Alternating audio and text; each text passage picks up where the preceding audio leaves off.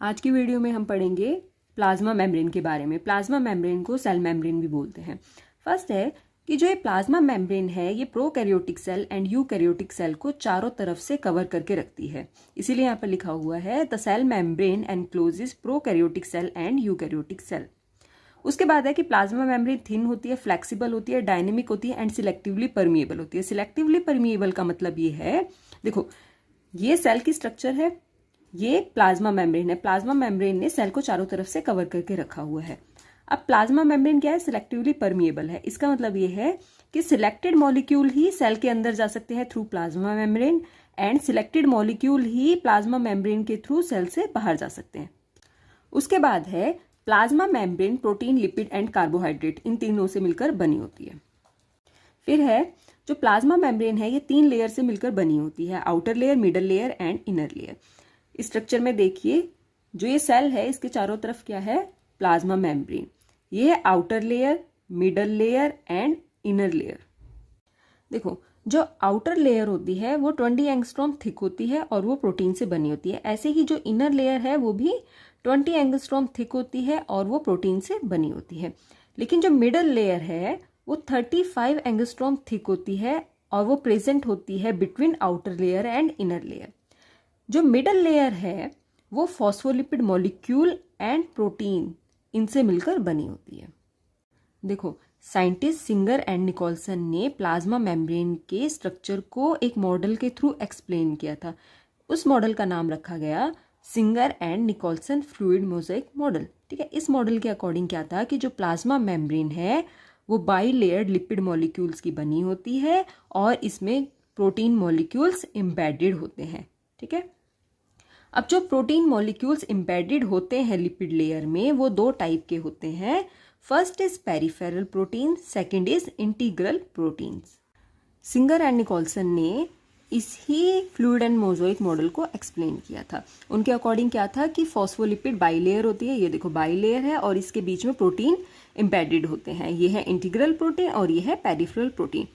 बहुत सारे phospholipid molecules मिलकर ही फॉस्फोलिपिड बाईलेयर बनाते हैं। ठीक है, अब जो ये फॉस्फोलिपिड मॉलिक्यूल है उसकी स्ट्रक्चर कैसी होती है? देखो ये हमने यहाँ पर स्ट्रक्चर अलग से ड्रॉ कर ली है। इसमें ये है हाइड्रोफिलिक हेड। हाइड्रोफिलिक हेड का मतलब ये है कि जो ये हेड रीजन है ये वाटर लविंग होता है और ये है हाइड्रोफोबिक टेल। हाइड्रोफोबिक टेल का मतलब है कि टेल है वो वाटर से रिपेल होती है, मतलब वाटर से डरती है। इसीलिए आप डायग्राम में देखोगे कि जो चीज़ डरती है ना वो हमेशा अंदर की तरफ रहती है। ये हाइड्रोफोबिक टेल है, ये डरती है वाटर से, तो ये क्या है? अंदर की तरफ है। और जो हाइड्रोफिलिक हेड है, वाटर लविंग होता है, ये बाहर की तरफ है। ठीक है, अब हम पढ़ेंगे कि जो फॉस्फोलिपिड बाईलेयर है उसमें कौन कौन से प्रोटीन एम्बेडेड होते हैं। फर्स्ट है पेरिफेरल प्रोटीन्स, जिनको एक्सट्रिंसिक प्रोटीन भी बोलते हैं। एक्सट्रिंसिक का मतलब होता है बाहर की तरफ, पेरिफेरी का भी मतलब वही होता है बाहर की तरफ, एक तरफ। ठीक है, अब जो इस टाइप के प्रोटीन्स होते हैं ये दोनों सरफेसिस पर लूजली अरेंज्ड होते हैं। ठीक है, ये है पेरिफेरल प्रोटीन्स और ये बाहर की तरफ हैं, देखो है, और इनको इजीली सेपरेट किया जा सकता है इस फॉस्फोलिपिड बाईलेयर से। ठीक है, उसके बाद है इंटीग्रल प्रोटीन्स। इंटीग्रल प्रोटीन्स को इंट्रिंसिक प्रोटीन बोलते हैं। इंट्रिंसिक मतलब अंदर, ठीक है, इंटीग्रल मतलब कि किसी चीज के साथ इंटीग्रेटेड है।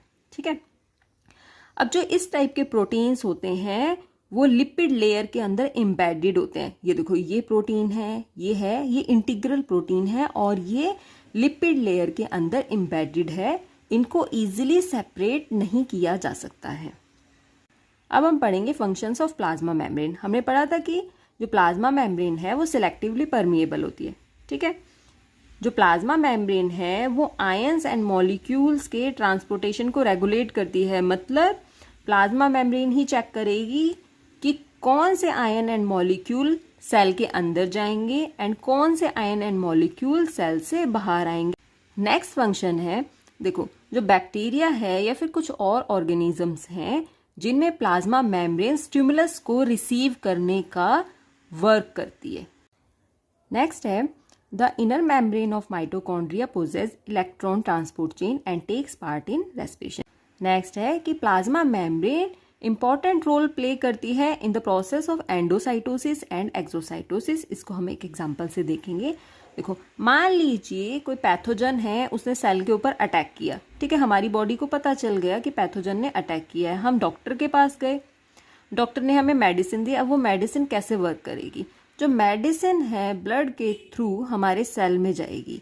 अब जब सेल में जाएगी तो वो एंडोसाइटोसिस की प्रोसेस के थ्रू ही सेल में जाएगी, ठीक है। अब वहाँ जो वो मेडिसिन है वो क्या करेगी? जो बैक्टीरिया है, जो भी पैथोजन है, उसको किल कर देगी, और जो पैथोजन वगैरह है, बैक्टीरिया वगैरह है जो भी, वो एक्सोसाइटोसिस की प्रोसेस से हमारी सेल से बाहर आ जाता है, ठीक है। तो जो प्लाज्मा मेम्ब्रेन है वो इंपॉर्टेंट रोल प्ले कर रही है एंडोसाइटोसिस में एंड एक्सोसाइटोसिस में।